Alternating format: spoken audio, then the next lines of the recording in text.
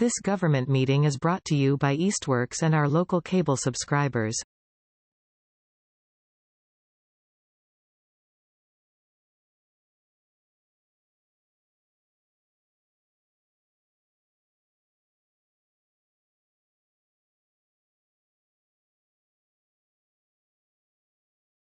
This is the Rules and Government Relations Subcommittee of the City Council, and today is the February 28th, I believe, isn't it? Yeah, February 28th, 2024. And we have it's in leap year, so it's not March until another day, Friday, I believe. So, we have on the agenda tonight ranked choice voting, as it was passed on, the non-binding ballot.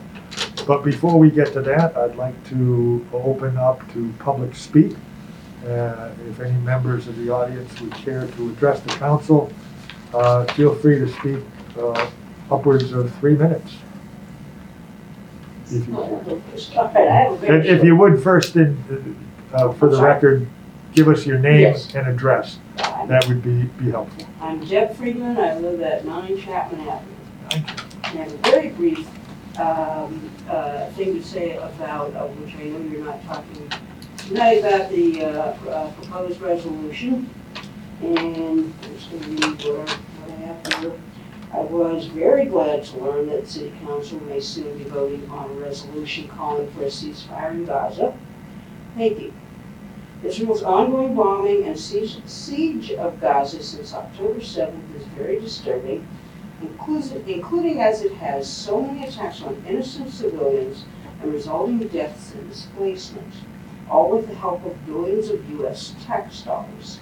I appreciate having an Easthampton resolution to let our federal policymakers know how we feel about this. I look forward to the passage of a resolution on that ceasefire.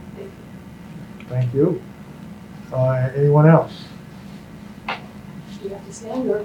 Yeah, it helps just so we can hear better. You be comfortable. But whatever, if you're not comfortable standing, please. Okay. Connie's right. My name is Mara Dodge. Excuse me, I live at 359 Main Street, Easthampton. So mine's a little longer, but I got it down to 3 minutes. So I'm here as a Jewish American to speak in favor of this city council passing a ceasefire resolution and joining 73 other towns and cities. A ceasefire should not be controversial. 30,000 Palestinians have already lost their lives, with thousands more missing, presumed dead under the rubble, and over 70,000 known injured. This represents a ghastly 5% of the population, and the UN predicts that thousands more could soon die of starvation, disease, and lack of medical care. All this in an area 25 miles long by 7 miles wide. Now is the time to say enough is enough. Israel is now threatening a ground invasion and increased bombing at Rafah, where 1.5 million Palestinians have fled. This would only result in unimaginably more suffering and slaughter. As a Jewish American, I'm also here to say that calling for a ceasefire and criticizing the state of Israel is not anti-Semitic. The first newspaper I read every morning is the Israeli paper Haaretz. Many of their columnists are also pleading for a ceasefire. One wrote just this morning, quoting from an Israeli journalist, "The pinnacle of grotesqueness is that the Jewish state, which has been angry for years about how silent the world was during the Holocaust, is now demanding loudly that the world keep quiet and not interfere in its work. It breaks my heart to see that this is what Judaism has become associated and identified with. It breaks my heart to know that the suffering of my great-grandparents," sorry, I'm really emotional, the suffering of my great-grandparents, some fleeing persecution in Eastern Europe, is being used to justify a genocide against another people. This war is not making Israeli Jews safer. For Jews everywhere, it is Israel that is making us so much less safe in the world. It is Israel that has hijacked the Star of David and turned it from a religious symbol into a nationalist symbol of a merciless state. Israel claims that it represents the interests of all Jews anywhere in the world. Anyone with one Jewish grandparent has the right to move to Israel and claim citizenship, whereas Palestinians who have lived there for centuries have no right of return and are losing what little land they have left. Israel claims to speak for all Jews, but I have no influence over its government. However, I do have a voice and a vote in the U.S. It is our tax dollars that are paying for this. 3.8 billion annually and possibly 14 billion more. That tax money should be spent on city services right here in Easthampton. By passing this resolution or considering this resolution, you are sending a message to our government about the values that we in Easthampton hold dear. Judaism teaches that every life is precious. Every life is a world unto itself. I urge you to consider passing this resolution when it comes before you. Thank you. Hi, I'm Doug Hostetter. I live at 26 Teaberry Lane in the Lathrop community in the 1st District. I moved here a year ago, and I'm very pleased to be welcomed in Easthampton and have found people very welcoming and great neighbors. Before coming to Easthampton, I'm a Mennonite, and I represented the Mennonite Central Committee at the United Nations as the director of the UN office for more than a decade. I was also the chair of the Israel-Palestine NGO working group at the UN and traveled to Israel and Palestine probably about a dozen times over the last 3 decades. Because the Mennonite Central Committee is one of the few organizations that did direct work in Gaza, I visited Gaza and got to know some of the staff there. One of the staff members is in constant email communication with me. Actually, it's not email, it's through Facebook Messenger is the only way in which they seem to be able to get word out. So let me just tell you briefly about his story. When the war started, his large family decided, when the Israelis said move south, they would try to move south, so part of the family started moving south. I think 3 of them were killed in the first days as they tried to move south, as the military had recommended. So my friend, Magid Amgad, decided that he would take his family and go to one of the UN schools. He was there for probably 2 weeks until the Israeli bombed it and several people were wounded. He moved to another of the UN schools. That was hit much more directly. 40 people were killed in that school that night. He lost his father, he lost his mother, a sister and a brother, and he has 2 children under 5 years of age, both of whom were wounded. I lost contact with him for like 6 weeks. I had no idea how he got from northern Gaza to southern Gaza, but he eventually made it there, and he's written me in recent times. He arrived, there were no tents, there was no food, there was no water, and he is desperate. The email that the message that came from him just the day before yesterday was, "We're cold and there is no safe place. We need safety." He lives in Rafah now. That's the place where the Israelis are planning to attack. Please pass this resolution as fast as you can and pressure our government to do the right thing, to push to end our military support for this genocide of Palestinian people. Thank you. Thank you. Anyone else for public speak on any measure not on the agenda? What's on the agenda is ranked choice voting. Please, if you could state your name and your address for us. I'm Romy Speck. I live at 62 Person Street. I use he, him pronouns. I'm also here to talk to you guys about the ceasefire resolution. I am a Jew in this town, and I have been covering up swastikas that have been specifically carved into Palestinian flags. This is a very specific local issue in, the 2nd district of this town. It has been an ongoing community issue. And it is very hard to feel unsafe in this town when I know that so many of us don't feel that sort of a hateful way. And I understand that this is an issue from my community that we are very split on, and I know that you can't be everything to everyone and give everyone the answer that they would like.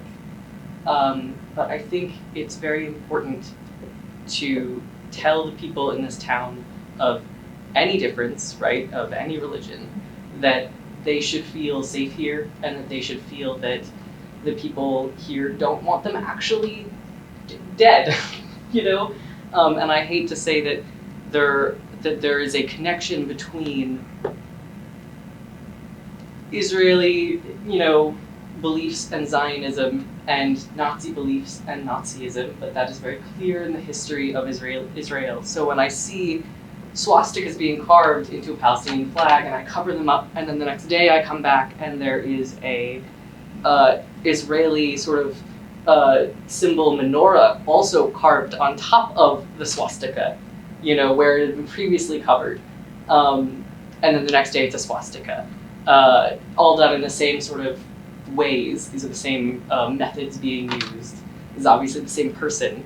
It is very obvious to me that there is Nazi activity in our town that goes hand in hand with this genocide. So this is not a foreign issue. This is not an issue that has no space in Easthampton. This is here in our town. And I would love it if it didn't feel like we were the only people fighting for safety here. Thank you. Thank you. Anyone else on public speak? As I had mentioned to the folks before the meeting, the issue of the ceasefire will be discussed at our next Rules and Government Relations Committee, which will be on March 13th at 6:30 in this room. So that is on the subject of the agenda for that time. It will not be further discussed here as part of the meeting.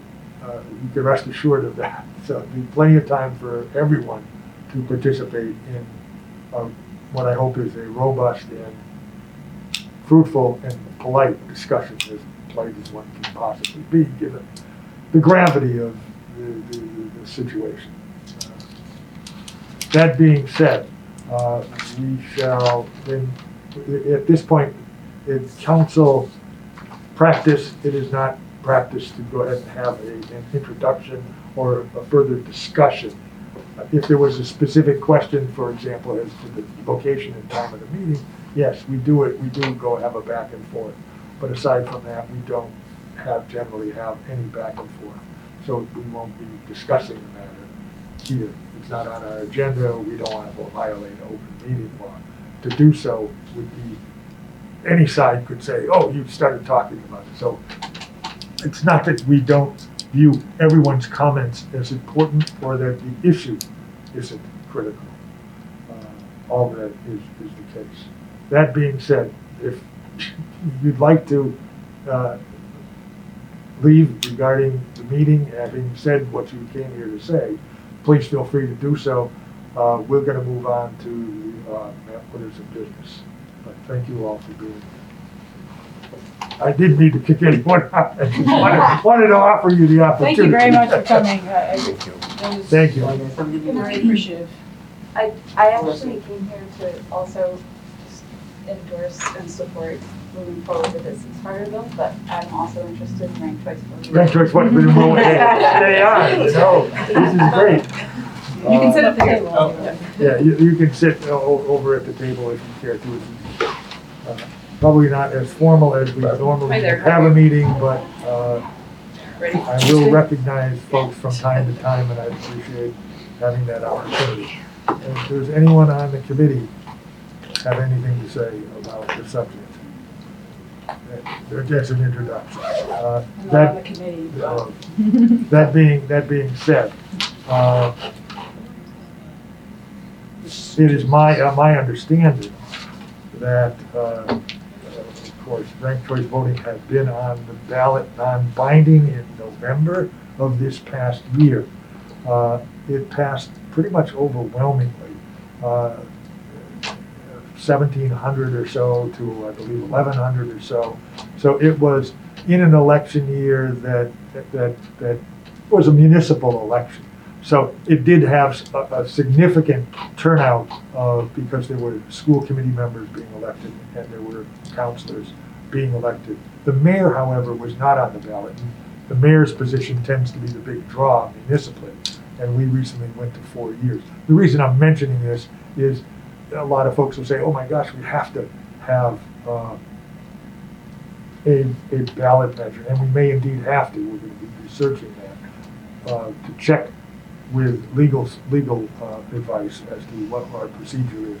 And I'm hoping that some of the people here tonight, Barb and Tom, can help us understand whether or not there are requirements and what those requirements are and what the references are. That being said, the matter, I just wanted to be sure that we all had the same basic information. And I know one of the counselors was brand new, so I wanted to be sure. That's you. To be sure that we had, I have a copy of the, You have a bunch of them? well, I Oh, no, have three let me make a copy of this. of what is on our charter for this. So you're welcome to have a copy. Feel free to pass it around, please. And the charter refers, this is, I'm not sure I have 3 copies of this one, but this is what is in the charter for ranked choice voting. And I wanted to be sure you had a copy of that. And this is the copy of the non-binding question as it appeared on the ballot, so that we could look at that. And in case there was any interest in reviewing all you wanted to know about ranked choice voting, I just will give this as a resource center to contact or to look up on the website. I believe the document was 58 pages, so I didn't print it. But certainly you can go to the web and learn more about specifically what's happening in Massachusetts with regard to ranked choice voting. We have passed ranked choice voting as it applies to the mayor's position, and we've for city councilor precinct positions. So that is in effect already. Well, I believe the process was that we had gone ahead and asked the legislature for a special act. They gave permission, and then we went to ballot for the public to vote formally on the matter. And that may indeed be the process we need to follow. I understand there's maybe another process where the council can move forward on their own, but this was a pretty convincing vote for the type of election it was.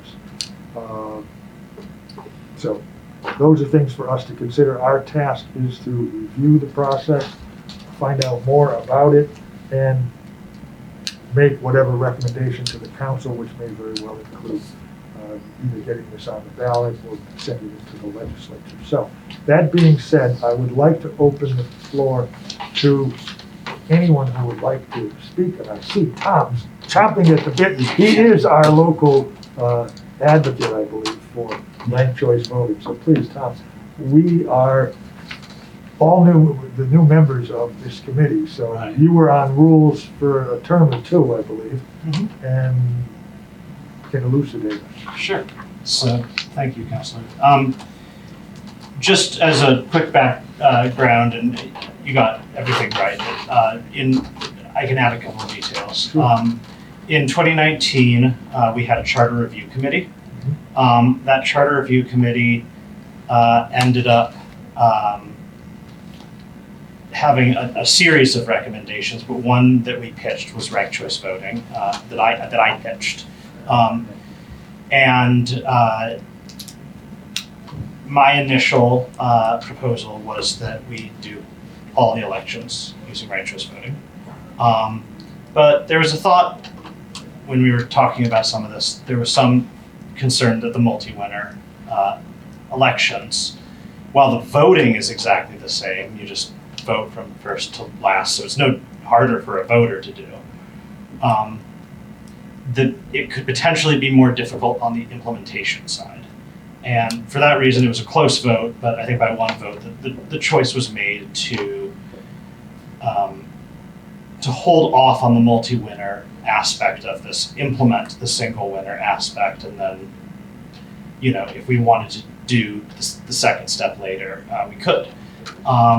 So we then, it went to the ballot. It passed by, it was a slightly larger election, but it passed by a slightly smaller, but approximately, ranked choice voting has passed in Easthampton 3 times. Once for the single winner elections, once in 2020 on the statewide ballot question that did not pass statewide but did pass in Easthampton, and once in this most recent election. And I don't have the numbers in front of me, but I think in all of those, the numbers was somewhere between the mid 60s and the low 70s, with this one being the highest, but also the lowest turnout. But I think that it's probably reasonable to say that that's with 3 elections inside of a handful of years that are all, pretty within 5% of one another. It seems like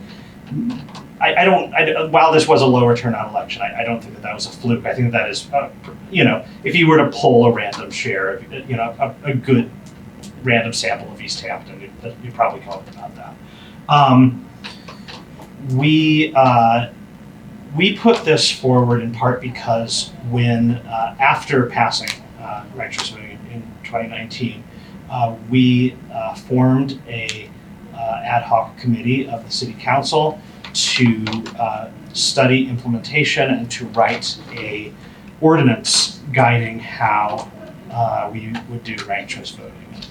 It would be remiss without saying that effort would have been doomed without Barb's incredible support, as well as the support of Dan Gilbert, who has been helping us with that, and with twice now using ranked choice voting when we have had to hold crowded special elections within the city council to replace 2 school committee members and a city councilor. He helped us with that. But when we decided to purchase a particular technology to scan the ballots, and then after scanning them, it inputs the results directly. It inputs the results, and then there's a computer program that runs it.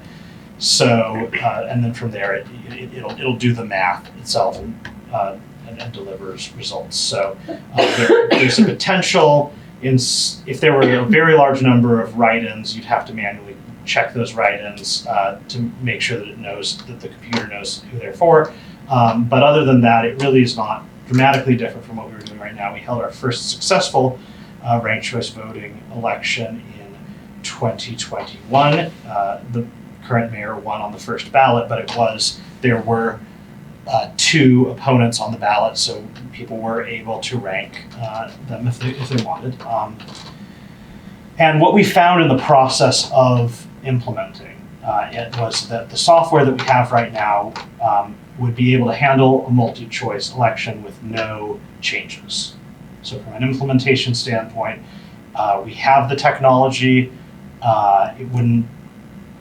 There's no reason. It would probably always be prudent when you add a new thing to do, associate some funds with education efforts. But in terms of implementation, we have and are trained on the technology required to do this. I think that's an important thing to start with. So there's beyond that, there are 2 reasons why. Beyond we can, which isn't a good reason in itself, but it's not a disqualifier. I think that there are 2 reasons why I really appreciate this. The first is that the real good thing about ranked choice voting is that it helps to resolve situations where there are a lot of candidates on the ballot, and because if there's 2, it's whatever. But if you get more than 2, like if there's a number of candidates on the ballot, people might have to at sometimes think strategically about, well, this is my favorite person, but I don't think they have a particularly good chance of winning. Well, what if everyone thought that? And so you miss out on a great candidate. These are sort of the things that you have to think about. The place where we have the most of these elections is at large. It's school committee and it's at large city councilors. And the sort of problems that can come sometimes from these elections are things that I've observed in municipal elections that I'm sure all of you have too, except for perhaps Councilor Terrell, who, like myself, coasted in. But no offense at all. But you know, like, so here's a conversation that I've heard people say in these elections is, you know, if you really want to support so and so, you should only vote for them, right? You should bullet vote for this one candidate, because if you vote for all of these other people, the way that the math works, it could screw things up, right? You know, or I hear, I know you really like that person, but the reality is we can't let this person win, and these are the people that are most likely to beat them. So you need to do this instead. And these are, I hear these, I have these conversations with people. They say, oh, I want to do this person, but how do I do this? So ranked choice voting, in a big way, simplifies that. You just go in and you vote for, you just rank the candidates. You rank as many or as few as you like. Same as now, you can vote for as many or as few as you like. And then it proceeds to run an algorithmic process that basically will ultimately lead out with a group of people that is the closest to a proportional view of what the city would want. The proportionality is the next thing I sort of want to get to. Our system of having people run at large has been the subject of a number of federal lawsuits. It hasn't hit us yet, but it's hit a lot of communities. The reason is that this system was heavily used in the South to disenfranchise Black people, and is currently used in many communities to make the current use. I just want to. Yes. The way that we vote today. Yes. And Right. why use that? Well, think about it like this. If you, like let's just take it, let's say that we are a town we're not, but let's say that we're a town that's 60% Democrat, 40% Republican, right? Or even 75. There's no party on our. There isn't, but say you have your local town committees putting the right people up, and if 4 Democrats and 4 Republicans run, and the Democrats vote for the Democrats, the Republicans vote for the Republicans, 4 Democrats and 0 Republicans will win.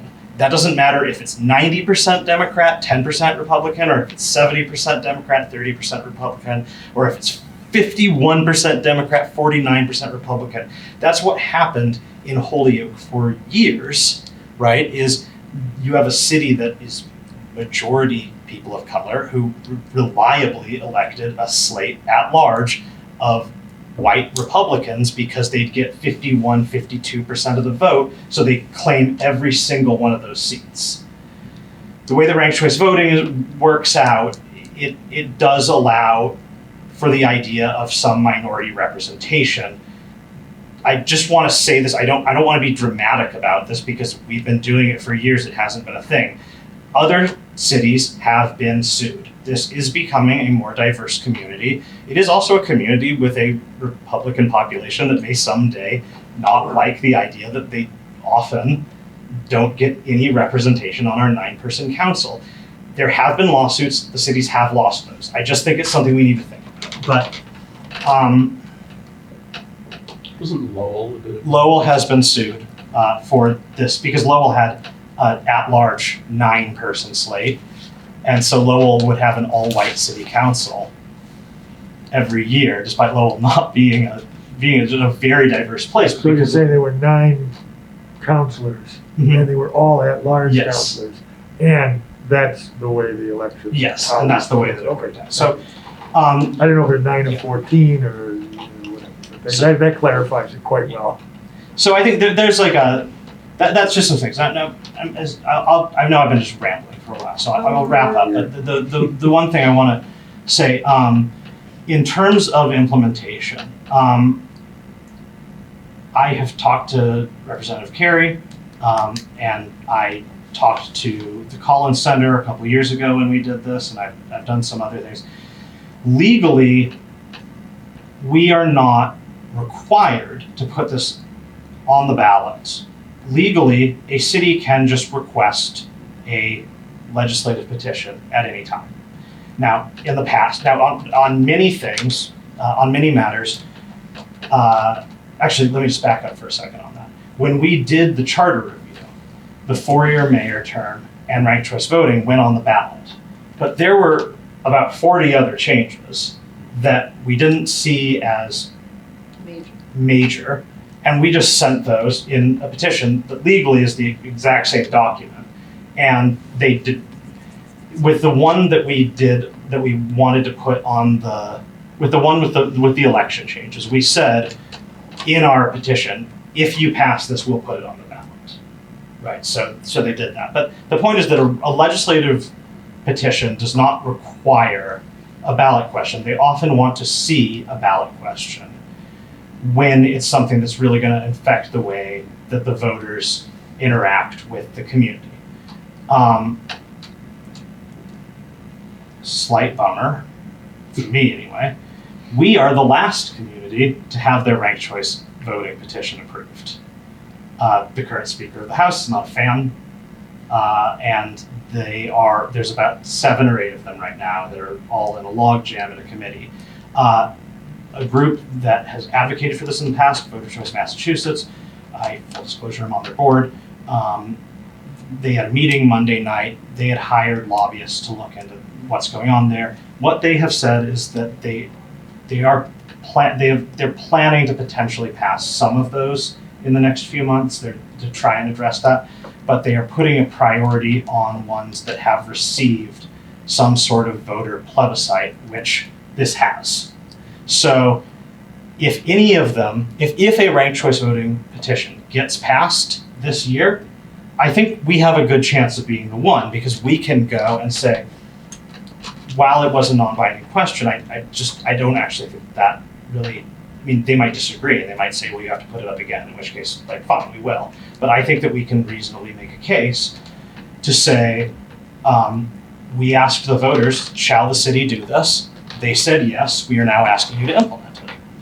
I think that that's a completely fair thing for us to request. Again, they might say, ask them again, in which case, of course, we will. But just, that does push this process back another 2 years, and it pushes that process through another election cycle where we potentially could benefit from its use. So that would be my respectful request, is that the legislative petition that I submitted is, I welcome any feedback and any amendments, but and ultimately I'll vote for it no matter what we do, but my respectful request to the committee would be that it is sent forward saying, we did ask the voters, they did say yes, would you pass a special act allowing us to use this in our next election? Whether they go for that or not, there's no way to know, but they have indicated to the people involved in this that they are putting a priority on places that allow for, that have done some sort of community poll or plebiscite or ballot question, and we absolutely do qualify for that, because in a regular election we put it on the ballot, and it won by a hefty majority. I think that's all I have. Sorry for taking so much time, but it's a lot of information. Happy to answer any questions, or I'm sure there's others here who probably want to share some thoughts too. Let me just say, Tom, I think you did a good job at letting us know all the factors, and I think expressing the basis of this in terms of this can be different, and it's been different in other communities like Holyoke, and what can be bad about the current system. And in fact, the lawsuits that you discussed, I think, are important for everyone to consider as we ponder this. I did have a few questions, just for clarification, and then we'll open it up to other members. And that was, if we went to the legislature early in the process, could we do it early enough that it got on the ballot cycle this time? And what would that schedule look like? Should we care to move that rapidly and say, listen, we're gonna tell the legislature, we're gonna put it on the ballot. And that, I think, would be the highest way of saying, look, if we passed a bunch of times on non-binding, and we did this for the state, we did this for counselors on precinct level, but we'd like now to do it for school committee at large and city councilors at large. Mhm. What would that process timeframe look like? I mean, Barb could probably give a different perspective on this, but as far as I'm concerned, we have the technology to do it tomorrow. Like, we don't, all we need is permission. Obviously, the best case scenario, you would want some time to communicate to people that this is. Well, I was talking about what would it look like with the legislature to get them to do the special act. Right, but if it's. Because either way, we send the special act and they're gonna go ahead, Yeah. they're gonna say, well, you know, they'll probably hold it up given the current circumstances. It's Or, quite possible. if you say, listen, we don't want you to really hold it up, we'd like you to give us permission to do it. Yeah. Even though we have evidence that we believe it will pass. What would that time frame on bringing this before the legislature be? Because I know they can take whatever time they want to study something or do it. Given the fact how unpredictable and slow the legislature can be, my recommendation would be that we pass this as soon as we feel we're ready to pass it. Now, you know, if there's any conversations we need to have in the meantime, then obviously we have them. But I think, you know, you just don't know with the legislature. They're not like us. They don't do open meetings. You really have to hire a lobbyist to know what anyone in that body thinks.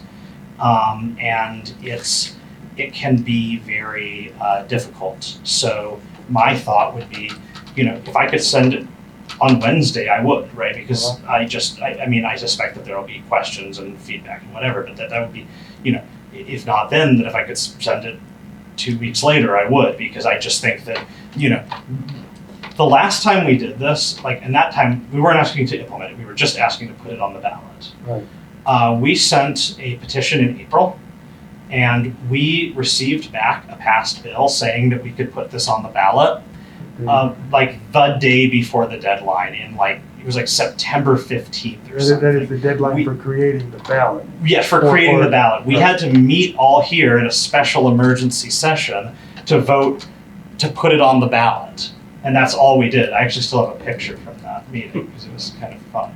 But it was like, so that's, you know, okay, that's 5 months. And but like, you know, so if I could have passed that 2 weeks earlier, I sure would have. That would have changed anything. Would they have waited till the last minute? I don't know, probably. But like, I just think like there's never any harm in just giving them as much time as you need to, because what you don't want to do is a situation where you send it to them, say, a year from now, and they're like, they sit on it for 6 months, and then they say, we don't really have time to think about this, and they just punt on it. You know, like it's a difficult process, and lobbying these bodies to, I don't mean lobbying like the strict sense of the word, but when I did this last time, I was on the phone with Senator Hummison's office every single day, Monday through Friday, for 3 months, being like, what's the deal? What's going on with this? Because things just get lost if you don't really stay with it. And so I do think, like, I obviously want to be completely understanding of if there's anybody who has any concerns, anything they feel like they want to understand better, anything like that, but any changes they want to suggest. But I really do think as soon as this body feels good enough to recommend it to the council, they should, and we should then vote on it at the next meeting, would be my recommendation. I appreciate that. In looking back at the elections that we have had since we had the mayoral and the precinct councilors, I know you said that we had one mayoral race where there were 3 people, but you kind of got to admit that there really wasn't much of a chance, I think, either of the people, and I think as the turnout was, either of the people didn't get many votes. No. So it really wasn't a kind of a contest that created, oh my gosh, let's really evaluate the ranked choice voting. I know Dan, the only time, the 2 times I've seen it where there's been competition and closeness had been at the council level where we had appointments to school committee. I think that was the biggest one where there were 10 people, I think. I'm sorry? Filling Bill Lynch's seat. And filling Bill Lynch's seat, where there were multiple candidates. Mhm. And that was really, to me, a true test of, oh gosh, how do we let people know what to do? And I think everyone who voted on it for the council was well aware of what they were doing and felt comfortable with the process. If this had gone before the public, I'm not quite sure there's been, of course, enough education to make it work so where people could really feel good. And I'm not sure I understand the implications of the kind of the questions and where things, Dan maybe get over, because that's really getting into the weeds of, sometimes it's not as simple as saying, well, geez, did they get more than 51% of the vote and they're the winner, and the person who didn't get 51%, well, they lose. Or there's three candidates and the person who got 33 plus 1, 33.3 plus 1, they're the winner. That's pretty clear and easy, I think, for the public to understand. I'm not sure that this is as easy, and although it really hasn't been tested on the In Easthampton. tested. You're absolutely right. Tested in Easthampton, and there are cases where I'm sure everything worked very well, and we're going to read more about that in the ranked choice voting manual that came out. I will. If I see Councilor Denham's hand, please. I'll open it up to you. Oh, thanks. I want to like this so bad, right? And given some of the scenarios that were talked about, I'm still a little bit confused, right? Because what I don't want is for voters to lose agency. And so when I go in and I vote, and there's 8 people, I want this person, this person, this person, this person. That's who I want, right? And then now I have to start ranking them. I don't know what that means exactly. I still want these 4 people, but now am I disadvantaged? And I know you sort of alluded to this in your comment. Am I now disadvantaging this person because now suddenly I put them at 4, right? And now there's an element, now I have to think strategically about where I place them. And people who don't quite understand that, they're gonna rely on their neighbor who knows how to work it to do that. And now I'm not voting anymore, this person is voting. And so that's my biggest concern about this. I feel like people are losing a little bit of agency instead of just being able to say, I want these 4 people, fine, 2 of them lost, rats, that's unfortunate. I didn't get it, or 3 of them lost, or all 4 of them lost, or whatever, but I feel like, and I know this happens during the mayor's thing, that people were sending out things on Facebook, telling people how to vote, this is what you do, and people just went in, not even thinking anymore, they were just doing what somebody told them, and I just feel like that becomes, and I don't care about the candidates, care about the candidates, that's not the issue for me. It's about people giving up their agency to be able to vote, and so that's just my biggest concern. Before we get to Dan, I'd like to let all councilors speak. Jason, did you have anything? No, I'm to comment? Dan, please. Sure. Just to respond to that, there's a very simple answer, which is no. Currently, when you have a multi-winner race and you're marking several candidates, you are giving up some agency. So this is our current system. You are somewhat disenfranchised in the sense that whoever you like the most, you are hurting by voting for other people in addition to them. So there's 4 seats. You really like one person. You have to make that decision. Do I sacrifice some of my voting power to choose others in order to help that person? Or do I spread it around a little bit more, but hurt them a little bit? So in terms of agency, I'm really glad you brought that up, because that's particularly the issue that this solves. So voting, say you have 4 people, there's 4 seats, and you like 4 people. You vote 1, 2, 3, 4 on those in any particular order. It would be essentially equivalent to marking 1, 2, 3, 4 not ranked, right? So that is an equivalent vote. The difference is that those lower ranking votes, they do not hurt anyone you've ranked higher. Which is currently the case with our pick 4 or pick 6 or whatever. So the issue here, and you bring up a fantastic point, is an educational issue. Because the concern that you bring up is exactly what this system, one of its big benefits, is it restores that kind of agency and removes the need to kind of make that choice that's hard to make. Getting voters to learn that, to understand that is the way it's happening. That's the big challenge there. Right. Because my concern is, like I said, and I might like the same people that you want to vote for, right? And I'm not saying that, but if I'm, and I have full trust, right? But if I'm looking to somebody else now, Yeah. that's just my, I do that now too. yeah. So that's just my I don't know who does. Who are cringy. you gonna vote for? Well, no, I mean, Yeah. I think we do that, but when it just becomes Yeah. like that, that's where I think we, Yep. I don't want people to give up that agency. Right. But it's that a lack of education potentially, Yes.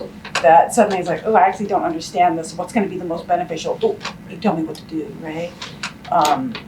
That's why I wanted to speak though, because it is extremely directly relevant to the issues that you brought up.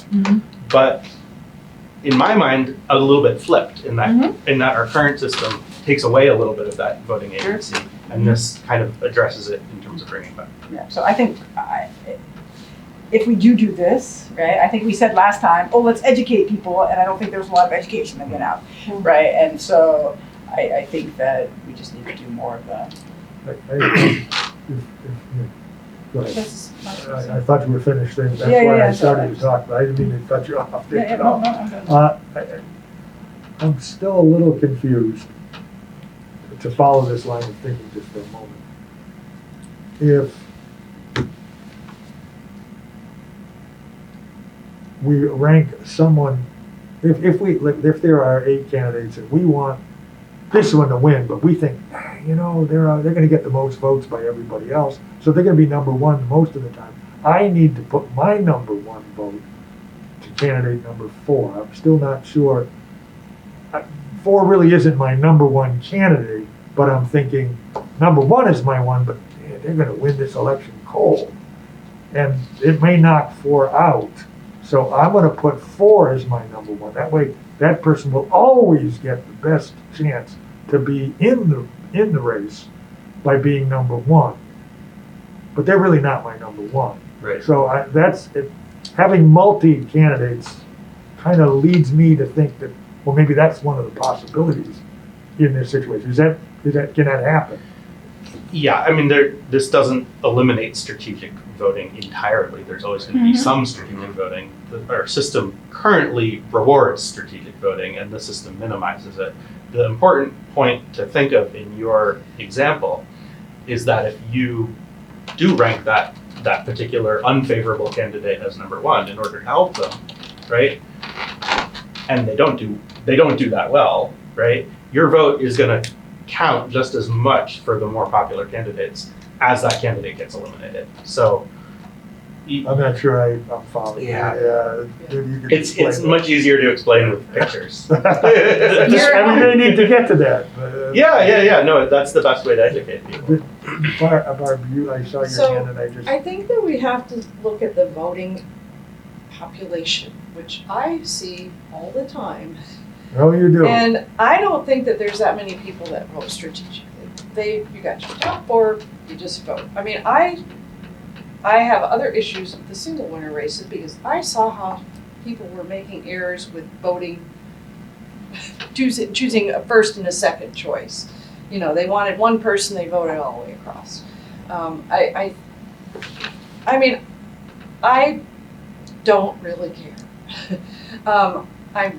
I think that picking your top 4 is just fine. I think, like, if I had to choose my top 6 out of the school committee, like rank them this past time, I would have had a really hard time ranking them because I really didn't care.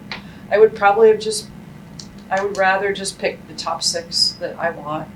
I'd rather, like, how do I decide who I want over somebody else? I don't know. I mean, you guys can do this if you want. I do want to say that the software can handle it.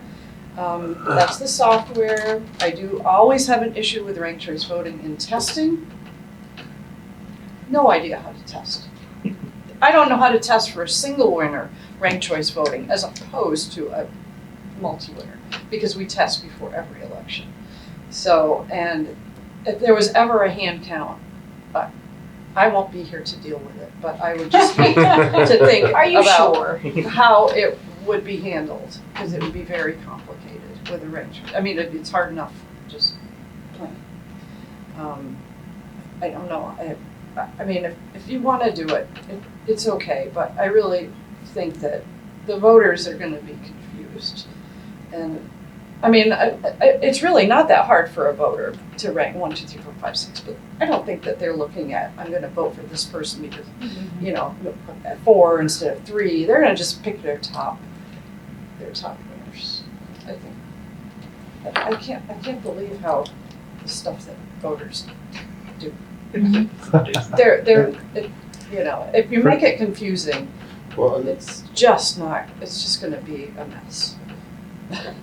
And that's my question, it kind of coattails on what you said about information. Is the information not available, or is the unwillingness of people to? People don't read it. Right. That's where I'm getting at. Is it more so that they're unwilling to look into it and really figure it out, or they'll just say, hey, you know, and ask them, you know, that's what my concern. You can plaster stuff all over the place, but they're just going to go in and be Can't make them learn. What do right. I do?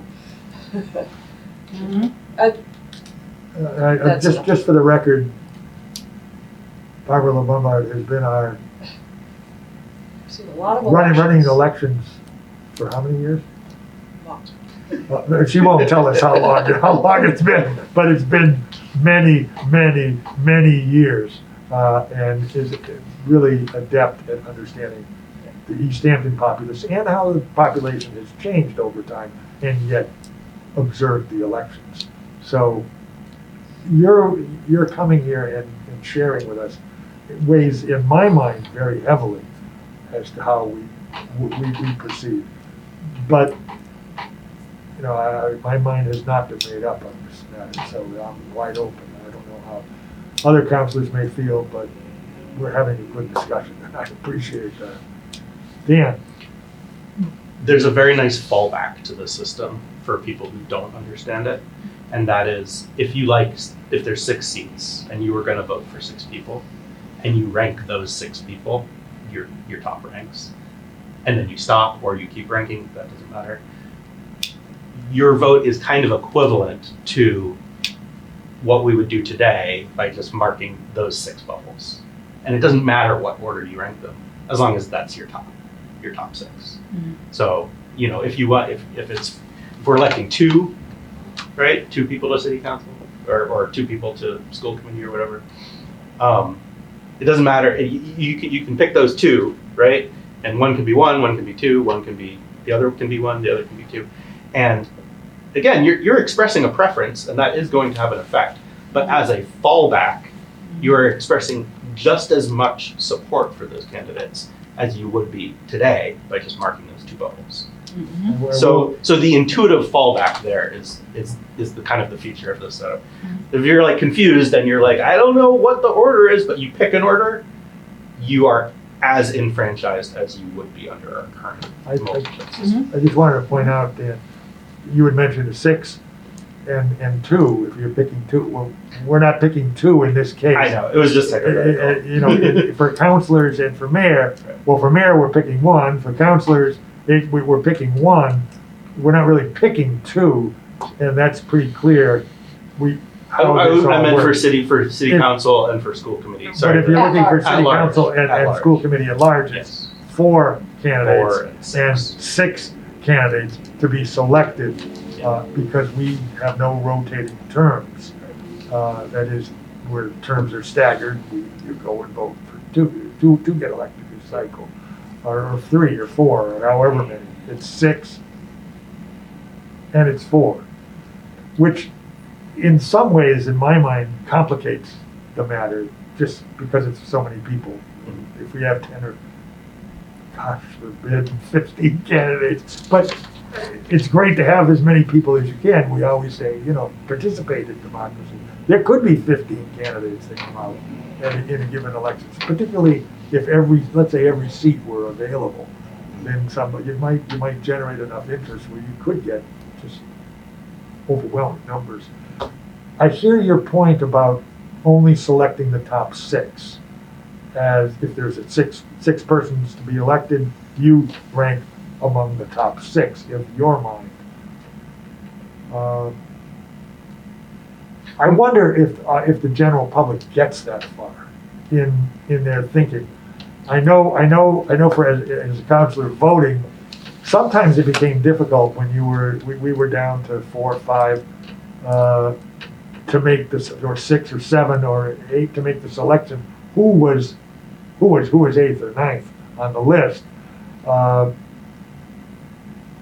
Maybe it was easy for everyone else. I don't know, but I can't imagine. There was that an it was that interesting difference that I want to point out between the way that the city council used ranked choice voting and the way that voters would use it at the polls, which was when we were using it in the committees, we were using a form in which every candidate had to be ranked.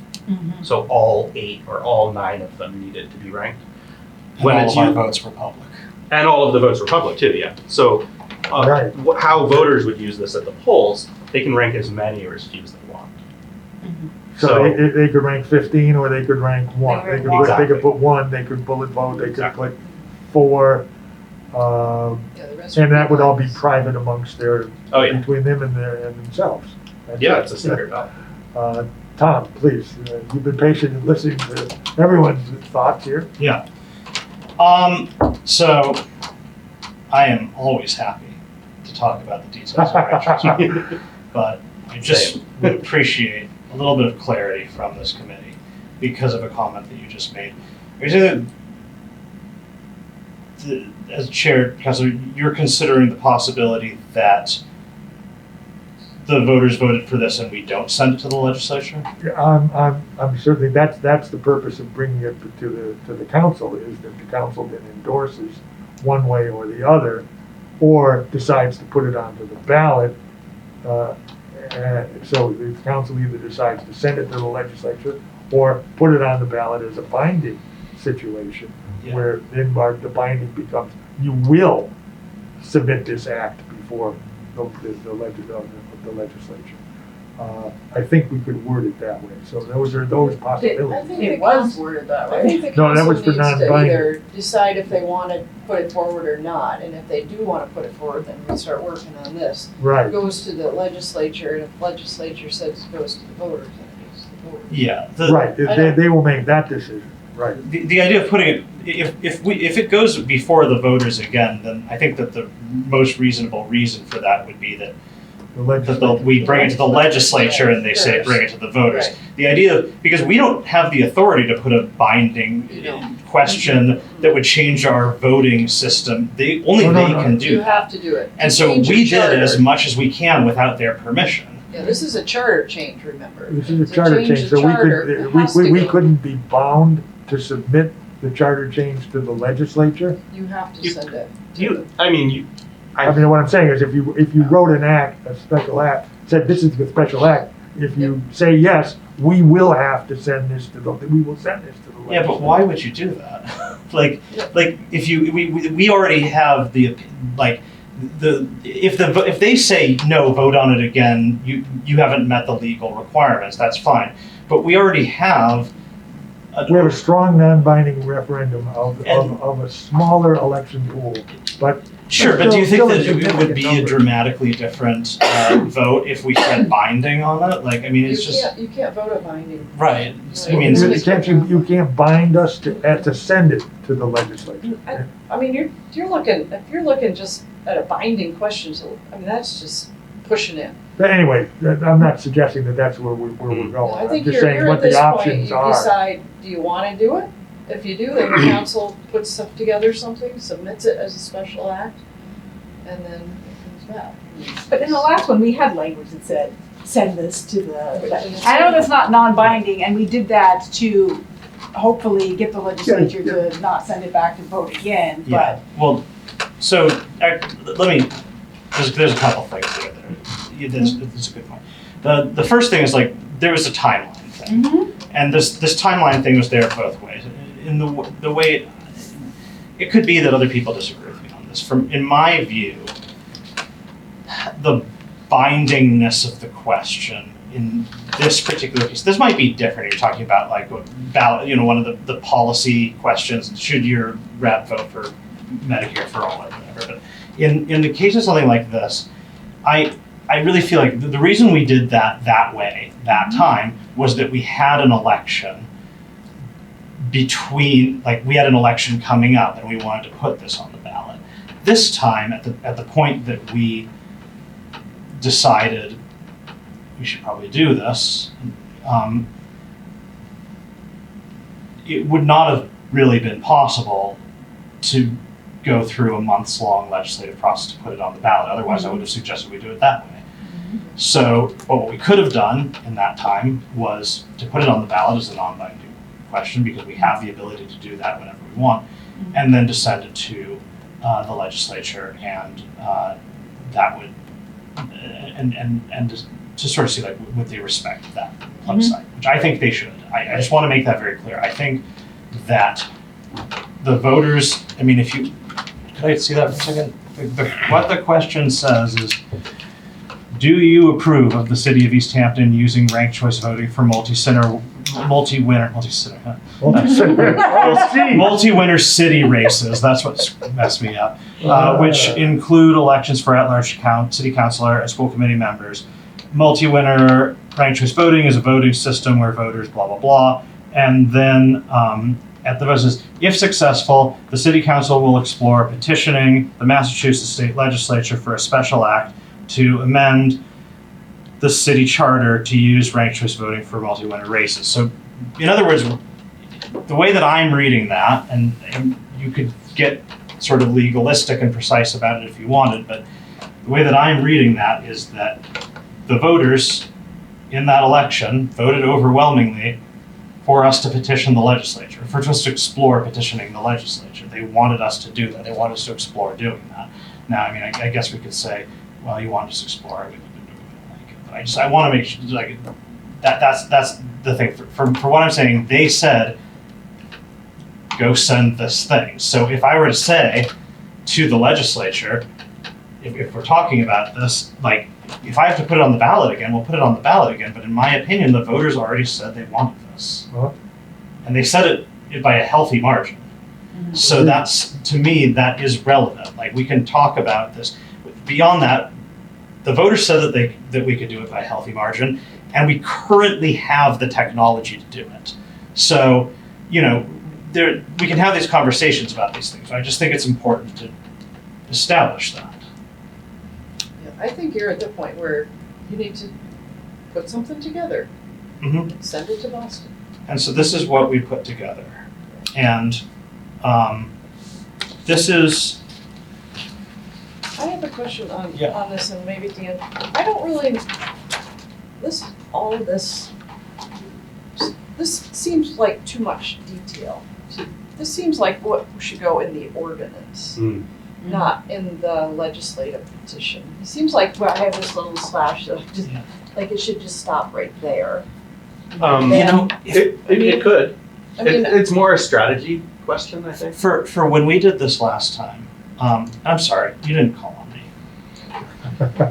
We've been letting it loose a little bit here, so please feel free. When we did this last time, Mark Tanner. Sorry. Oh, it's all good. Have a nice evening. Thank you. when we did this last time, our city attorney, Mark Tanner, felt very strongly that the legal language should say precisely how this system works. Not necessarily precisely like, there's stuff in the ordinance about exact like implementation, but in terms of like, But these sound like, these are definitions which we have in our ordinance. I mean, yeah, and well, like Dan said, we could I mean, I guess simplify it. to me, I mean, if the city attorney looks at it and he said, yeah, they should be in there, then it should be in there. But I think the question could be asked, is it really necessary to put all this stuff in here?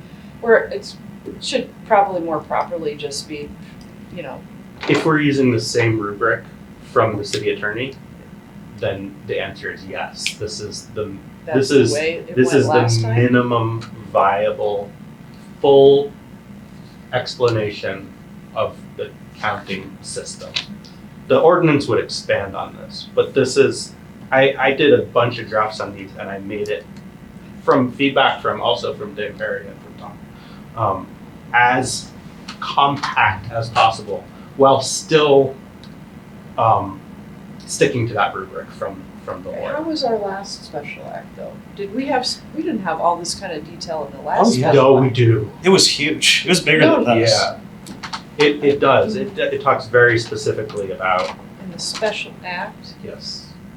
I have Sure. a copy of it. Yeah, I didn't pull it out. Is that something that you could send all the members of the committee? I think so. Perhaps, I mean, Yeah. I have So it, we I have can- it too. and I have Barb the has it. special act.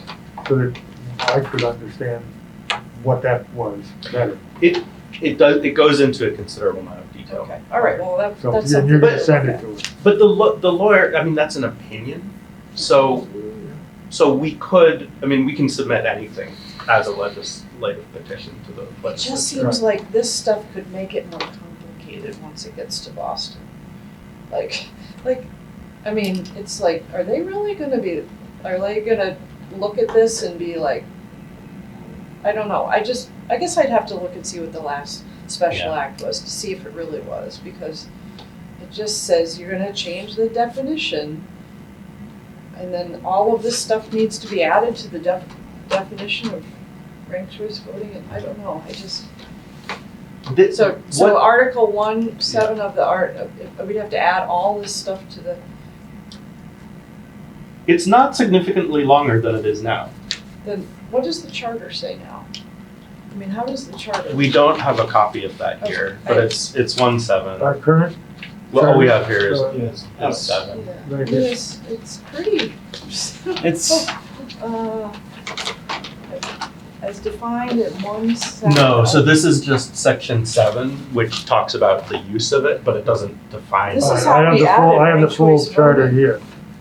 So, But this is how we added it to the charter. yeah, but I think there's a section on the back. Section 1(7) of Article 1. and there's the ranks, yeah. Oh yeah, it's in the definitions we have. It's in the Correct. definition, That's the bulk of it. and I have that.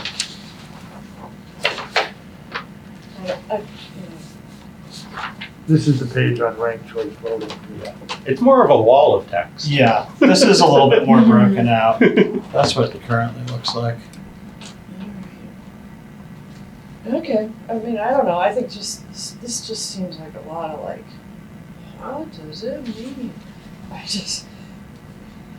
Yeah. I mean, I don't know, it just seems like a lot. It just seems like it could be maybe more succinct, less as simple, or, you know. If I don't, I just think I it think needs what to we be that really the like- ordinary person can look at it and know what it means. I know that ordinance goes into a lot more detail, and that would get into the weeds more, but, I mean, if you understand ranked choice voting, maybe you totally understand what this means. But I think Yeah, and it, even in fact, the paragraph, this is a very long paragraph. I don't, it In doesn't the really definition. matter, but it's just, I just didn't know if it was necessary to do all of this. So that's something we should be examining if we choose to send this to the legislature. And I'm not sure exactly where we're at yet, but, and we don't have all our members, but Tom. Sure. One thing I just want to throw out there, I mean, I absolutely hear what you're saying. One thing we could potentially think about doing is something where we have, like, within the special act what we would amend our charter to say, but we also put in the special act what we would amend the ordinance to say. Because what I do think is I really do recall them going through the whole thing with a fine-tooth comb and asking me really, really, really specific questions about parts of that big paragraph there. And so I do want to make sure that that we're ready for that, and that we're supplying them with enough detail to that nobody can say, well, you're too vague about what this process is. But I do think that it's possible that we could say, look, here's what is going to be in our charter, and then here's what. Another thing to think about is, if this is in the charter, it is in the charter, and any changes that ever have to be made to the charter all have to go through special act of legislature. If there was ever, and if something in here was not working, or if it was not applicable, to change it, you really have to do a charter change, which is a big deal. Whereas if it's in the ordinance and something wasn't working, or if you wanted to make some tweaks, well, it takes a little bit of time, but it's all local. So remember that if you're gonna say this is the wording in the charter, you had better darn well know that that's exactly what you're gonna wanna live with for 10 years, 15 years. Or until you go through the whole maybe, entire if you're not process. so specific about it, you can kind of, cover the idea, but not be so specific that, if something needs to be changed, it's a really big deal. As opposed to, you can make the change in the ordinance if it really needed to be made. I really tried to make this the bare bones for multi-winner. I don't think it could be shortened without adding some sort of delegation clause. Does this also cover single winner? Yes, this is generic. It covers both. Yep. If I may, so when you talk about this as being bare bones, you're not necessarily recommending, are you saying bare bones for the charter, or bare bones for the process to be explained? But either by charter or ordinance. I'm not a lawyer, so I can't make that call. I feel like only the lawyer can, and they did last time. And they made the call last time, Right. and this is what they said for in terms of specifics. Now, I mean, we could say Easthampton shall use multi-winner ranked choice voting, and we delegate responsibility for all details of that to the city clerk. I don't know that the legislature would pass that. That's a lot of ambiguous power to I would rest think in one. you could maybe say, have maybe just overview, but then spell it out in the second section where it's gonna be, amended through. I don't know. I mean, Mark Tanner may be the one that has to say come up with what that, he yeah. thinks is, and then.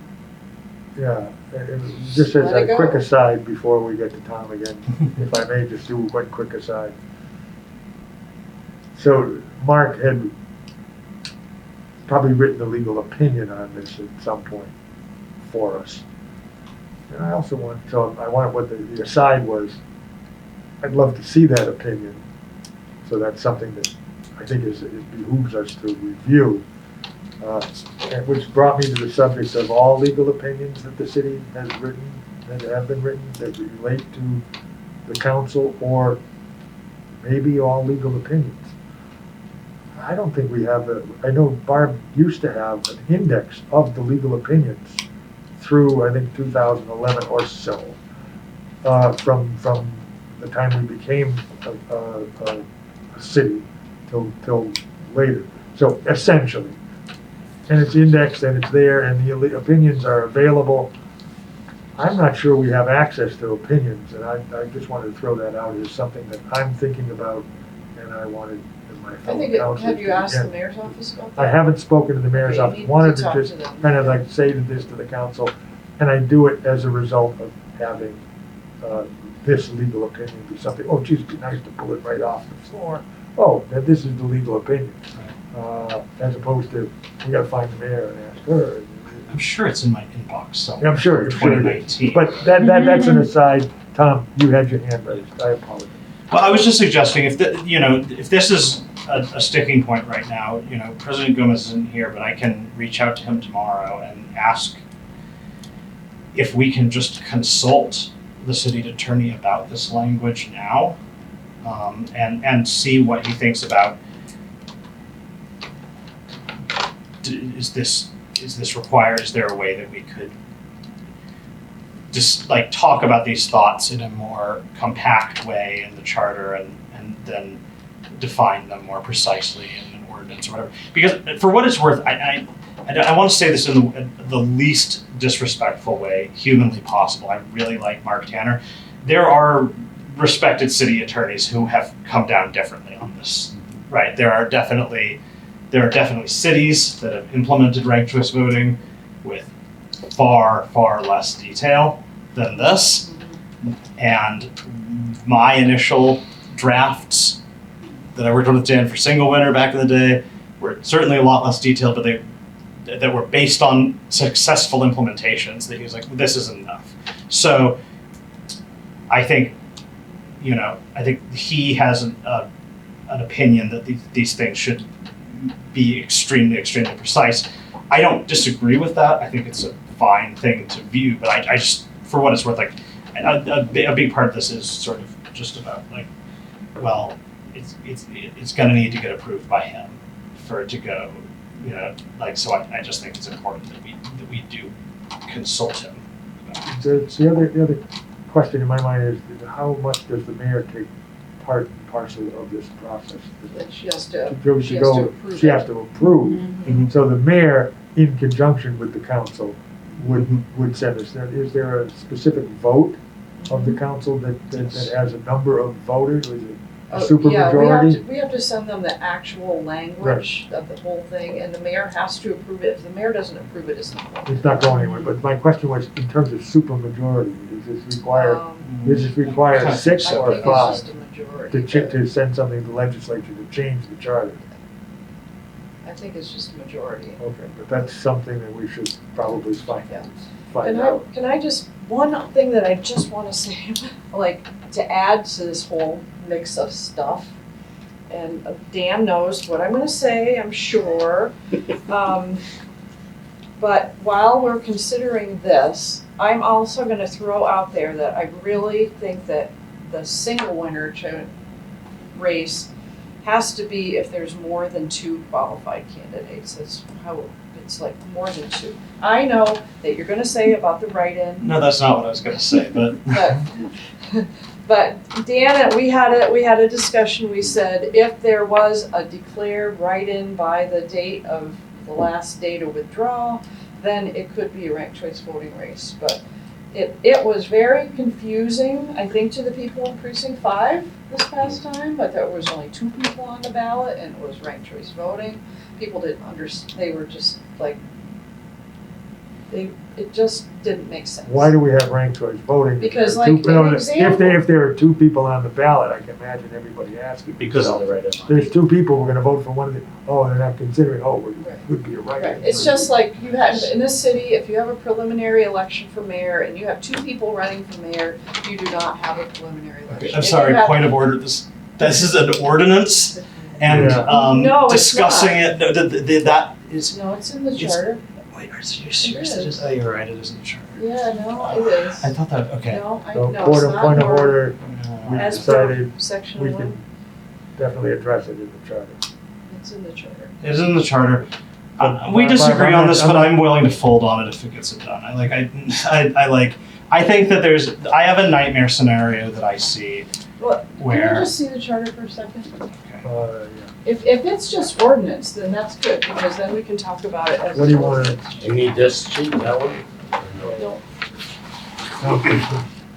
Yes. that's the old. Yeah, not specifically marked off yet, but Okay. What I was All right, saying. anyway, it's just, if it is in the charter, and if this goes through, it would be nice to get that cleaned up too. I Okay. really think it's confusing to people when there's just 2 people and it's ranked choice. okay. That Anyway. being said, This is ordinance, right? Yes, that's the. This is the ordinance. Yep. It's not in the charter. I- This is, I- I'm, If it isn't, then we need to look at changing it. Right, but it's right there. But if it isn't, then also we shouldn't be discussing it. Oh, no, that's true. I thought it was in the charter. If it's in the charter, then yeah, it's fair game. If it's related to. Yeah, it would be in this section This if it voting. is. Yeah, Not you're less right. than 2 candidates. Yeah, you're right. My bad. keep So in mind only- that the proposed new thing strikes that entire paragraph Right, and replaces it okay, with this. all right. So So, if that happens, then the ordinance could be changed. yes. But yeah, so right here, not less. Yep. It You're was right. gonna be My not bad. more than 2, when there Yeah. is more than 2, but it was changed. Okay, Just since it came up, I just want to say the reason why I feel this way, and Barb disagrees, and that's fine, and I understand her position. It is confusing sometimes. I wanted to allow for the possibility of a situation where there is, say, a major scandal or a death or something in the 11th hour right before an election, and people are suddenly worried about, let's say a major scandal. A death would actually be more cut and dry. You know, someone's running, I'm running for re-election, and I do something really bad, and I've got an opponent. The opponent kind of sucks, so now it's like, well, what do the people do? I like the idea of them being able, at that situation where there's like, oh man, things are crazy, for them to be able to do something like a write-in and then vote for one of the candidates that's on the ballot. And so that was the idea, was that if there's 2 people and a write-in, then it's possible that you could say, I really don't like either of these people. I want to write in this person who I think would actually be good. If I have to choose between one of these bozos, I guess this person's my second choice. I wanted somebody to have that functionality. In this situation, if they've got 2 people, they couldn't do that unless we preserve this language. well, they. They could write a name in, but Write a name they in. could write a name in, but they couldn't rank one of the existing candidates second. There was a world in I'm not which, sure I understand why they couldn't rank one of the existing candidates second because and do a write-in first. Because it wouldn't be ranked choice voting. Because It in would this just be a regular situation- vote, you It's just voted. uncontested. in the way that this is, in the situation that Barb's describing, if you had only 2 candidates, ranked choice voting would not be used. Or just You'd be have regular political. Candidate A, candidate B, write-in, and you choose one of those 3 bubbles. And what I was saying is that if you allowed ranked choice voting in that election, then if there was a strong write-in candidate who emerged late in the race, that would not necessarily lead to a spoiler problem. So that is just objectively true that that's true, and I think we all agree that that's true. The other side of that is that sometimes when you have like choice 1, 2, and 3, and there's only 2 candidates on the ballot, that is confusing to people. That's also objectively true, right? So both of these things are true. No one's actually, it's about The weighing. number of times that there would be a situation like you're talking is like, It's quite rare, and could be And you could- potentially devastating if it happened. But Unlike people your could thing, which is just- quite common, but probably is not a huge deal. And if somebody didn't like 1 or 2 to the point to where they're gonna write in a third, why would they wanna bother ranking one of the first 2 they didn't wanna vote for in the first place? Because maybe they really, really don't like one of them, and the other one they just kind of don't respect. You know, like there's like different, there's variances here. You know, like I mean, it's And it's just, always a long I mean, shot. I just I saw have a lot of It's confusion. It's always a long shot with if you're right. people. Yeah, it's true. I even have the spoiled ballots that I can show you, because I kept them, to show you like people Oh, they're were fun. like voting in front of us.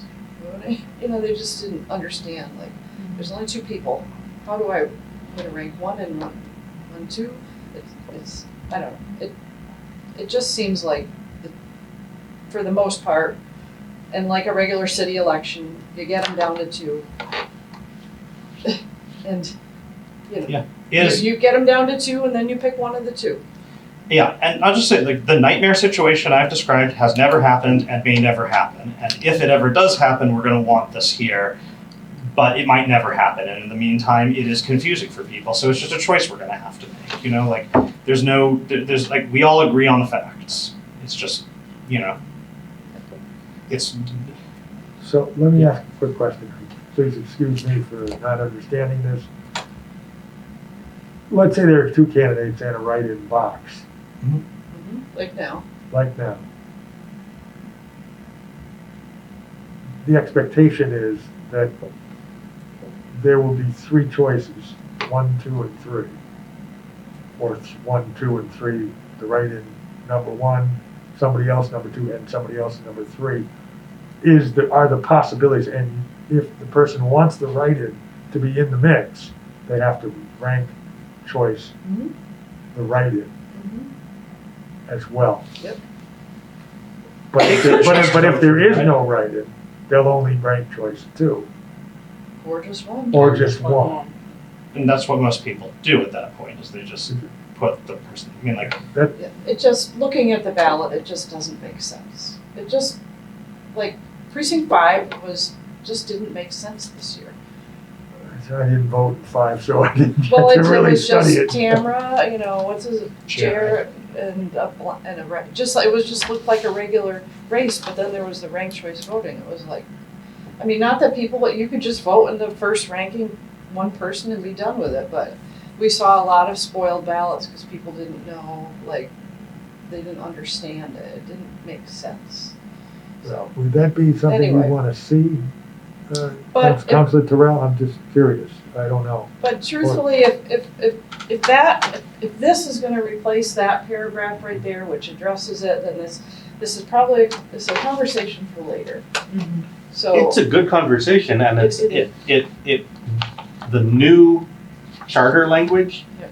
would shift the decision from it being set in stone in the charter to us being able to decide in the ordinance, which it's part of the reason I took it out. And then truthfully, what about if you have, like we did this Because our past coverage. time, you have 4 counselors running and 4 openings. Mhm. To me, you don't need ranked choice voting for that. You would just have a regular race. I mean, you'd need more than, like if you had 5 counselors running, then you'd do ranked choice voting. But if you, like this year, 4 for 4, what do you need ranked choice voting for? You only have 4 people on the ballot. I mean, to me, usually school committee, we have barely 6. Yeah. I mean, we don't usually have 10. Hmm. Obviously with 10, it would make sense, but 6? So, I mean, is that gonna come into play too? Is it like, do we have to say like more than the, you know, Slots available. single winner more than 2, multi-winner more than the number to be elected, or something like that? Yeah, I mean, I don't know. right. Dan, I know you've given this lots of thought. I'm not sure what the specific was, but you had mentioned, this could be problematic. Earlier in the conversation, but which led me to think, how many other things could be problematic that we're not thinking about? And you probably studied this long enough to have a list of pros and cons of the situation. I know you're a strong advocate for this. Yeah. And I appreciate that very much. I just wanted to be sure we were aware of Yes. something to weigh as we consider this, I think as whatever we put forward, if we put forward. looking at this, the section 2 is the most important part here, actually, where it says notwithstanding any general or special law to the contrary, elections for all elected city offices shall be conducted using ranked choice voting. I think this is a place that you might want to put an escape clause. Okay. Yeah, you could put the like when it would come into play. Yeah, and I think there's latitude there for the kinds of exceptions in terms of a single person running. I think it could make sense to put some language there. Other than that, I don't see any. I mean, Yeah. The way it's- I think people get used to seeing the ballot as it is, and so I like how Tom framed it as very rare high risk versus a very common low risk. And I do think that as time goes on and people are familiar with seeing this ballot structure, that risk is going to go down because they're just going to be like, oh, I'm doing it again. Ooh, I made the same mistake before. Right? And the machines do pop out if there's an overvote or there's a mistake. And we have election workers who can say, this is spoiled, you get another ballot. So there are some backstops there that I like. But I agree with Barb that especially people who have, and I don't think it's not older people because they're old, it's older people because they voted more. Right. They're used to the. They're used to something. something. Yeah, and so I think that education is really a thing there. And I Barb didn't mention it, but we did the first round sent a mailer to every address that was specific to the ranked choice voting information. And that cost, I think, around, was it $4,000? Something like that. It was something like $3,000 or $4,000. Which was absorbed by, You budgeted. It was in the by budget. the city, right, so we, the city paid for it. It was Barb's, No, it was added I to the thought budget Barb because of the ranked choice voting. took it was out of part all the sick time. No, it was part of the, there was a budget that we had, but I don't have that to do every election. of Right, course, right. So that's a little ahead of where we are today. Councilor Terrell, was there something you wanted to add? I know this is a lot to absorb at Just one absorbing. time. A lot to He's a absorb sponge. at one time. Eyes and ears open, mouth shut. So to me, I see like this stuff could be either looked at or run by the city attorney. If this section right here about, that Dan was just talking about, could be, there could be some changes to allow for times when it's not needed. And then the rest of it seems okay. And whether, the part about putting it on the ballot, you gotta decide whether you wanna keep that in or take it out. Yeah. So yeah, just to that point, we went back and forth with Dan Carey a little bit about this, and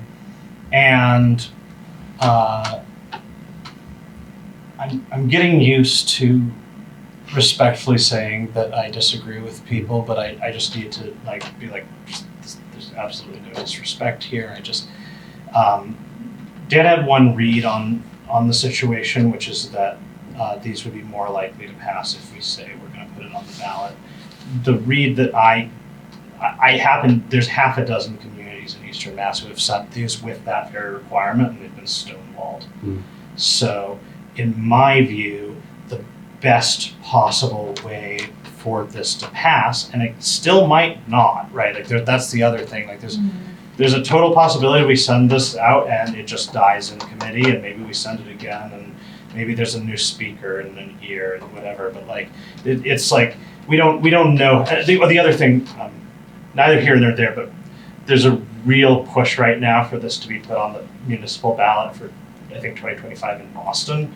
And if that happens, then this entire state landscape changes very, very quickly. But I think that the best way for us, if we want to advocate for the use of this, if we agree that this is something we should use, in my opinion, the best possible thing for us to do is to say, we asked the voters, shall we do this? And we said right there, if yes, we'll explore sending this to the legislature. So in my view, we have a mandate from the voters. If you want to, say, well, it was an off year, like, okay, but we're all sitting here with the mandates that we got from getting elected on that off year. So what do we have why do we have any more legitimacy than this thing? Like, it was the same voters who voted for this, and I think that we can just say to the legislature, look, like, we had a citywide referendum and it passed by over 65% of the vote, and so we are asking you to allow us to implement this. And if they say, vote on it again, then like, fine, we will. But these things are actually like hard to So would you say to just take this out? Yeah, I would just take it out. 4? What about 5? How would you change that? I would change it to say that it'll go into effect when the special act passes. I actually have a or when the governor version signs of it. this already written. Yeah, we had 2 versions of this. So you could try it. Is it possible to share with us the other version? Yeah, I'm just checking to see what the language there was. Probably section 1 take effect for any election that may occur within 45 days after approval. Yeah, so By the legislature. the language I had was voters in the city of Easthampton ratified section 2 of this act by voting in favor of a citywide ballot question that appeared on the ballot in the biennial city election that took place on November 7th, 2023. That would be what? Replace. It would be in the final section here. Yeah. There was no section 4. Oh, okay. Well, I think you'd have to say like it would take effect for any election. Yes, once adopted and approved, the revised ranked choice voting ordinance shall become effective for the first regular blah blah blah 45 days after. Not to beat this drum too much, but just for what it's worth, we voted overwhelmingly in 2019 to establish a municipal light plan. The mayor ultimately chose to go in a different direction. That was a non-binding question, and its passage gave us full legal authority to establish a municipal light plan. You need approval. You know, like we asked, should we do this? If they had said yes, in fact, this is exactly what happened. They said yes, the city ended up saying no. That's fine, we had the authority to say no. We also had the authority to move ahead with that project. We never had to go back to the voters again on that issue because we went to them and they said, yeah, go for it. So like the fact that we are not bound to do it doesn't mean that we don't have the authority to do it, Right. is my argument. I think of it as semi-binding. So like the municipal light plan, if the voters had said no, the city council and the mayor would have not had the authority to proceed. So in one case it's binding, in the other case it's not. So clearly, the way I read this is we will explore sending this to the legislature, and I take the word explore to mean we will evaluate it, we will look at it, we will determine it's what we want to do, and then we'll decide how we're going to do it. That being said, I think we need to consider wrapping up for the evening, consider that. So I would say maybe another 5 minutes or so, because we're not going to come to a conclusion this evening. But what documents we need and whether or not we need to send something at this time to the city attorney and use his time, or look at the document that he wrote already regarding this matter. I would like to see that. And I think I hate using it's what, $200 or $300 an hour or something. It's like and it could be going up to more. So if there's something written, we'll evaluate it. If there are other examples of other communities, Tom, you said, that pass this without the detail in their request, I would be interested in taking a look at that. Maybe that would give us an impetus to if we decide to move forward to do. There aren't any. I mean, there's Cambridge who's been using this since 1940. There are lots not in Massachusetts. Yeah. Sorry. There are lots in Minnesota. There's a lot that Mexico, are in there are there. lots. I was thinking just Amherst, I mean, I know it hasn't been approved. Amherst is a nightmare. We're not talking about it. What about like, there's some out in eastern Mass, Concord? It's been in the legislature. Arlington, Concord. I mean, I just wondered if theirs Brookline. had this or whether it was something, Mm. just Right. to take a look and see what their wording is, just out of curiosity. Now I'm curious. Yeah, I mean, You can look them Is up, that I'm some sure. information that can? Oh yeah, it'll be on the yeah, we can absolutely go. We can look at, and I'll be happy to, if we could Yes. send that to us in Is advance of Concord whatever we the other decide to There's meet again, Burlington. whether we can have a chance to review it. That would be good. Yeah, so- Arlington. Arlington. So it might be good to go and check out those Yeah, acts. I think it's worth checking them out. I Just mean, see- And then we would feel better prepared and armed to deal with our own attorney, yeah, I think. I think that's Keep in fine. mind, none of those have passed. Yes, that's what I was going to say. None of Is those that passed where? Passed the legislature, Past the legislature. because they're being held hostage. But I want to just like the that is the one point I just want to bring up is like I do have a small amount of anxiety about basing our petition off of petitions that are currently being held up when we are the sole municipality in the Commonwealth of Massachusetts that has successfully done this via legislative petition. Yep. I almost feel like we should try and change as little as humanly possible from our last time that we did this, because the last time that we did this, a couple things broke our way, but I do think that we can credibly be like, look, we did this for the single winner. And you know, when we talk about voter confusion, I do want to point out, we went to, that school committee race was coming up, and I'm knocking doors, and people go, oh man, so, well, at least I can use ranked choice voting for those school committee races. I'm like, oh no, just for the single winner race. That's I bet you heard confusing. that maybe Yeah. one or two times. Yeah. No Well, one yeah. even knows. Well, yeah. No. I guess my concern is if we could have as little language in there that will get this for the legislature to be, And then have specifics. and then have the I'm inclined to have the specifics be something we could adjust locally through ordinance, because as Barb had said, I'm really influenced by, we don't want to be bound by something that's in the charter. And my gosh, we need another act in the legislature to change it, because we found out, oh, that flopped, that didn't work. We are still in experimental territory here. There aren't that many communities, I think in Massachusetts and elsewhere, well, across the country it's growing. But even in Massachusetts, the majority don't have ranked choice voting. So we're in exploratory territory. I hate to explore and get stuck with the charter change. So I'm inclined to go to something that would be less. That's just throwing that out there. Dan. I am glad that Tom brought that up, because one of the final goals that I had with this language as it is it deviates as little as possible from the original special act.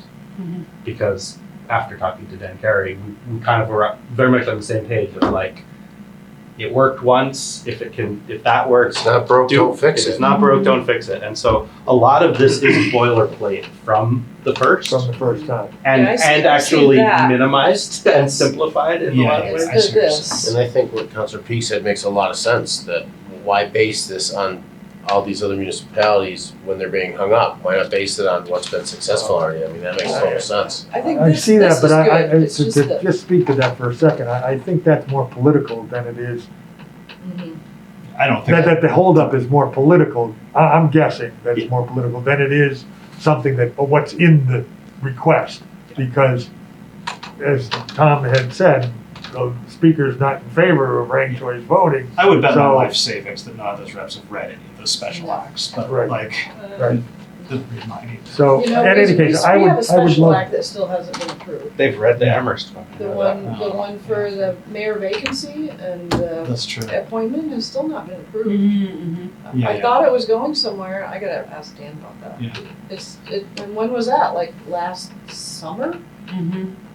Well, so, I would like to look Fall. at it, so you'll get us that information. you know, You told me it was moving. Um, And then you- moved someplace else. Dan, if you could, I don't know, if you wouldn't mind doing the pros and cons, advantages and who benefits and who gains from this type of a system.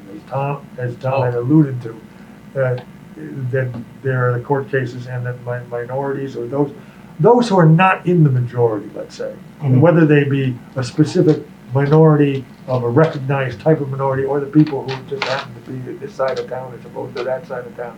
Yeah. I would be interested in having full understanding of that, and I think that might prove helpful. That's just in settling this.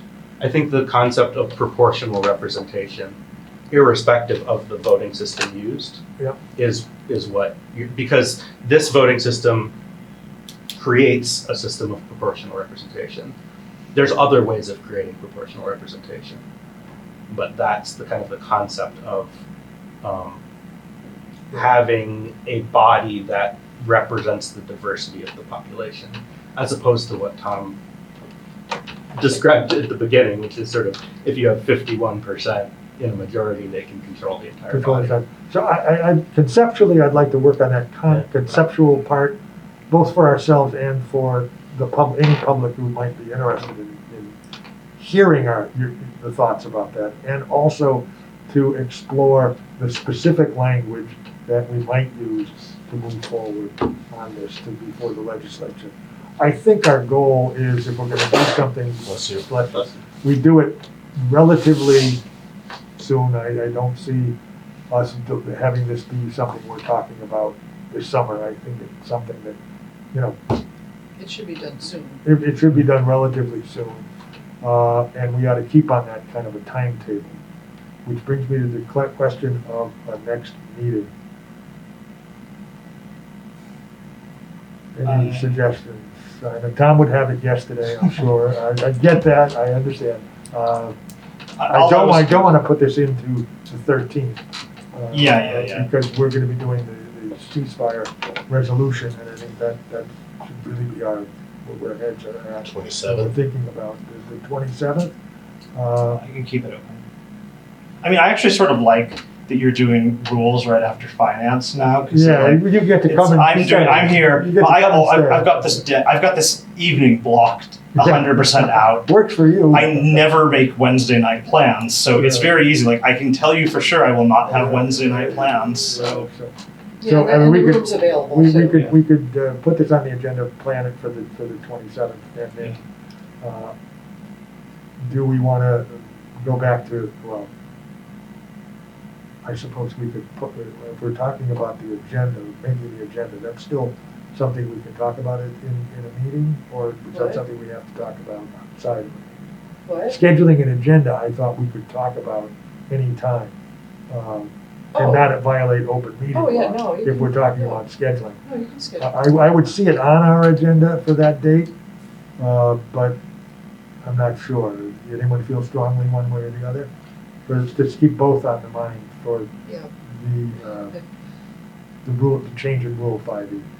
Oh, okay, so that also the 27th? That's what I was thinking. Oh, okay, I just wanted to. Is to put, plan on 2 items on the. I enjoy your company, but if I don't have to be here, like. Well, you don't enjoy it very much. I just said I enjoy your company. Yeah, oh, good. So on the agenda for the 13th, That's is the ceasefire that's a thing the ceasefire only resolution. thing you want?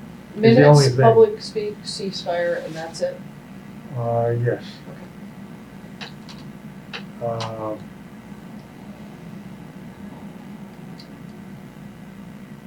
Thoughts? Councilor Terrell? Let's You guys- plan you're in on me. putting, let's plan on putting both on the agenda for the 27th. Okay. If we 5B change, we don't and have to post that. No, I know, I'd I'm like not to gonna post do it it, now. I'd like to post it, let's say, by mid-March, and that way it's there, and we know kind of what's. Yeah, I'll probably what's up. just do a draft just so I don't forget. Yeah. And We're thinking in advance here, which is good.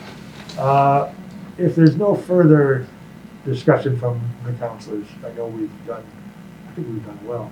I would have liked to have held this to 1 hour of discussion, and I apologize for having to go longer, but I kind of feel this meeting was necessary for that. If there are to be any other proposals, if we're to make different language changes, I would appreciate having them in writing in advance if we could. Any adjustments? And I have no further comments. So with that being said, I would be happy to entertain a motion to adjourn. So moved. Second. All in favor? Aye. We are now considered adjourned.